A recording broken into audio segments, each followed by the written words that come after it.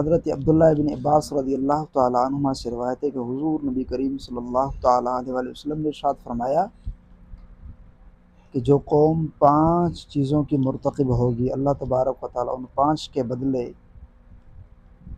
اس پر 5 چیزوں کو مسلط فرمائے گا۔ نمبر 1، جو قوم عہد شکنی کرے گی، اللہ تبارک و تعالیٰ اس پر ان کے دشمنوں کو مسلط فرمائے گا۔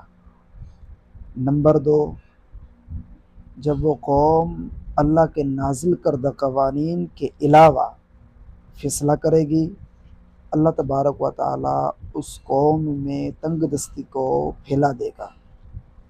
نمبر 3، اور جس قوم میں بے حیائی پھیل جائے گی، اللہ تعالیٰ اس قوم میں موت کو عام کرے گا۔ نمبر 4، جو قوم کیل اور وزن میں، ماپ تول میں خیانت کرے گی، اللہ تبارک و تعالیٰ اس قوم سے نباتات کو روک دے گا، فصل نہیں اگے گی، وہاں تنگ دستی ہوگی۔ نمبر 5، جو قوم زکوٰۃ ادا نہیں کرے گی، اللہ تعالیٰ اس قوم سے بارش کو روک دے گا۔ دیکھیں ہم کہاں کھڑے ہیں،